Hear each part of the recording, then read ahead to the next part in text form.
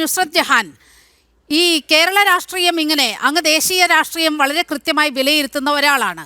ഈ കേരള രാഷ്ട്രീയം കുറേ നാളുകളായി ഒരു അധമ രാഷ്ട്രീയത്തിന് പുറകെ പോകുന്നു എന്നുള്ള കാര്യത്തിൽ ഒരു തർക്കവുമില്ല. സോളാർ കേസ്, സോളാർ മുതൽ ഇങ്ങോട്ടെടുത്തു നോക്കൂ, ഇത്തരത്തിലുള്ള ഇക്കിളി കഥകളും ഇങ്ങനെയുള്ള അധമ രാഷ്ട്രീയ വൃത്തിയുമാണ് ഇടത് വലത് മുന്നണികൾ ഈ കേരളത്തിൽ ചെയ്തുകൊണ്ടിരിക്കുന്നത്.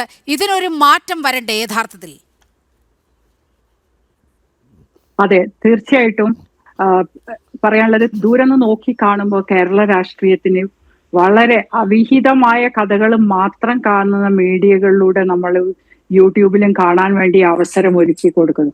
നമ്മൾ പറയും യൂട്യൂബേഴ്സ് എല്ലാവരും, പക്ഷെ നമ്മൾ ഓരോരുത്തരും ശ്രദ്ധിക്കേണ്ട കാര്യമുണ്ട്. ആ ഒരു അടക്കവും ചിട്ടയൊന്നും ഇന്നിപ്പോ CPM-നും കോൺഗ്രസിനും എക്കാലത്തും ഇല്ല ആർക്കും, അത് തീർച്ച. പക്ഷെ ഇന്ന് പണ്ടുള്ള പോലെയല്ല. ഇപ്പൊ ഐസ്ക്രീം കേസിന്റെ ഒക്കെ കാലഘട്ടം പറയുമ്പോൾ സോഷ്യൽ മീഡിയ ആക്റ്റീവ് ആയിരുന്നില്ല.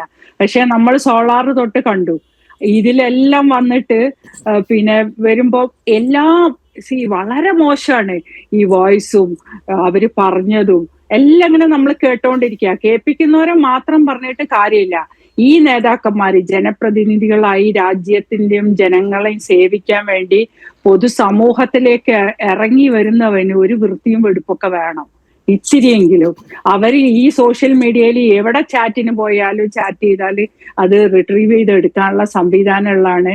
ഇവരൊക്കെ പ്രശംസിച്ചു കൊണ്ടിരിക്കുന്ന AI പിന്നെ എന്റെ സംവിധാനം കണ്ടുപിടിച്ച ആള് തന്നെ അയാൾ ഒരു പത്രസമ്മേളനത്തില് ലോകത്തിനോട് മാപ്പ് ചോദിക്കേണ്ട അവസ്ഥയാണ് എൻ്റെ എന്ന് അയാൾ പറഞ്ഞു. കാരണം ഇത്രയ്ക്കും ഇതെല്ലാം ട്രാൻസ്പെറന്റ് ആണ്, ആർക്കും ഒരു സ്വകാര്യത ഇതിലൂടെ കാണാം.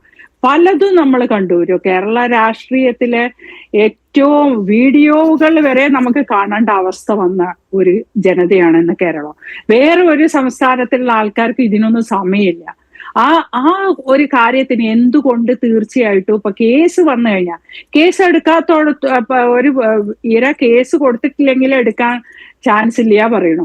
അത് നിയമത്തിന് വിട്ടുകൊടുക്കാനൊന്നും പറ്റില്ല. അപ്പൊ ഈ കേസ് വന്ന കാര്യങ്ങള് അപ്പൊ തന്നെ അറസ്റ്റ് ചെയ്യോ അതിനുള്ള നിയമ നടപടികളോ എടുക്കേണ്ടത് ആരാണോ സർക്കാരിനാണ്. നമ്മളിപ്പോ കണ്ടു സോളാർ വിഷയം വന്നപ്പോ എത്ര സ്പീഡിലായിരുന്നു അന്നത്തെ കേസുകളൊക്കെ എടുത്തിട്ടുണ്ടായിരുന്നത്.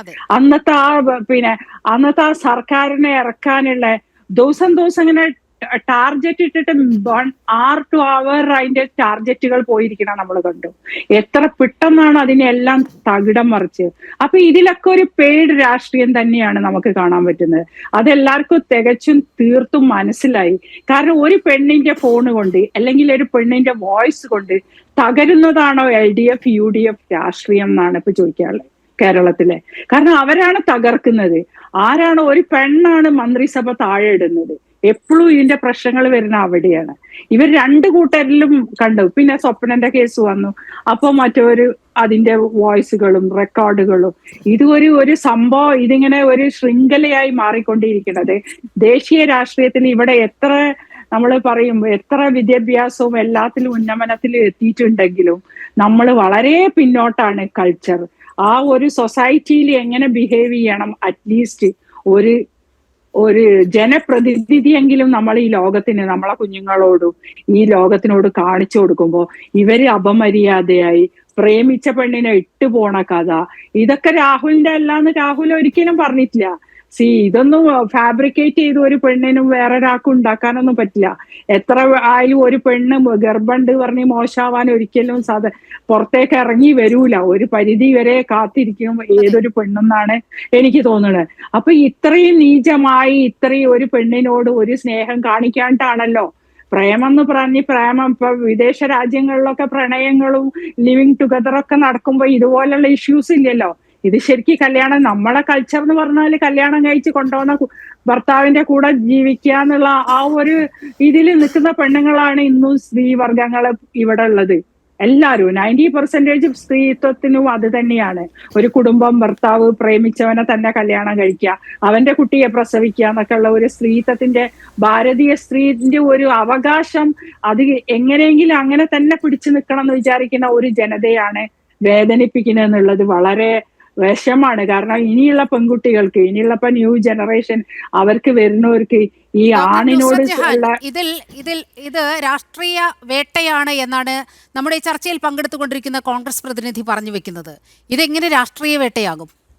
അല്ല, അപ്പൊ രാഹുൽ മാങ്കൂട്ടം പോയി പ്രേമിച്ച പെണ്ണുങ്ങളെയൊക്കെ ഇപ്പൊ BJPക്കും LDFനും ഒക്കെ കണ്ടുപിടിക്കാൻ പറ്റുമോ?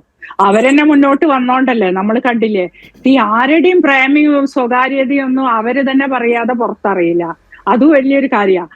ആ പറയുന്ന ഇരകള് പറയുന്നെന്ന് പറയുമ്പോ അവരും ഇതിന്റെയൊക്കെ ഉത്തരവാദികൾ തന്നെയാണ്. 100%. ഞാനൊരു പെണ്ണിന്റെ ഭാഗത്ത് അങ്ങനെ നിൽക്കുന്നില്ല. കാരണം നമ്മളൊക്കെ എത്രയോ ആൾക്കാരെ കാണുന്നതുകൊണ്ട് ഒരു പ്രാവശ്യം ഒരാണ് മോശമായിട്ട് എനിക്ക് മെസ്സേജ് അയക്കുള്ളൂ. രണ്ടാമത്തെ തവണ നമുക്കൊന്നും മെസ്സേജ് അയക്കില്ല. അപ്പൊ അതിന് സപ്പോർട്ട് ചെയ്തിട്ട് അവര് നിന്നത് കൊണ്ടാണ് ഇത് അനുഭവിക്കേണ്ടി വരുന്നത്. പക്ഷെ ഈ അനുഭവിക്കാൻ എന്തെങ്കിലും ഇപ്പൊ ഒരു സ്ത്രീ എന്ന് പറയുമ്പോൾ ഞാൻ എപ്പോഴും പറയും, ഒരു സ്ത്രീ സ്വന്തം നിലക്ക് നിൽക്കുന്ന ഫിനാൻഷ്യൽ കപ്പാസിറ്റിയിലൂടെ അവളുടെ ഇൻഡിപെൻഡൻസ്, ആ ഒരു ഫ്രീഡത്തിനെ അവൾ ഉണ്ടാക്കേണ്ടി അതിലൂടെ, അല്ലെങ്കിൽ അവളെ വിദ്യാഭ്യാസത്തില്. ഇതൊന്നും ഇല്ലാതെ വരുന്നവരാണ് ഇങ്ങനെയുള്ളവരെ കൂടെ പോയിട്ട് എന്തോ വലിയ കാര്യം കിട്ടുമോ, എവിടെന്നോ വരുന്നുണ്ട്, ഇവരൊക്കെ വലിയ ലോകത്തിലെ കാരണം ഇവര് മീഡിയകളിൽ വരുന്ന താരങ്ങളല്ലേ. പണ്ടൊക്കെ രാഷ്ട്രീയ നേതാവ് എന്ന് പറഞ്ഞാൽ നമുക്കൊരു ഒരു ബഹുമാനം ഇതൊക്കെ ഉണ്ടാവുന്ന ആ ഒരു ലെവലിലാണ് കണ്ടിരുന്നത്. ഇന്ന് ഇവരൊക്കെ സെലിബ്രിറ്റികളായിട്ടാണ് ഇവരുടെ ഡാൻസും കളിയും എല്ലാം. ഇലക്ഷൻ ആണെങ്കിലും ഇതിനൊക്കെ ഒരു തീരുമാനം ഈ കേരളത്തിൽ ഉണ്ടാവേണ്ട വളരെ അത്യാവശ്യമാണ്. ഇവരുടെ വേദനകളെ കാണാൻ, ഇനിയിപ്പോ വന്നിട്ട് ഇവർ പെട്ടുപോയ ഇവരുടെ വേദനകളെ കാണാൻ വേണ്ടിയിട്ട് സർക്കാരില് സ്ത്രീ പൊതു ഇടങ്ങളിൽ വന്ന് പറഞ്ഞാല് അത് കേസെടുക്കണം എന്നുള്ള നിയമമല്ലേ സുപ്രീം കോടതിയില്ലേ, അല്ലേ?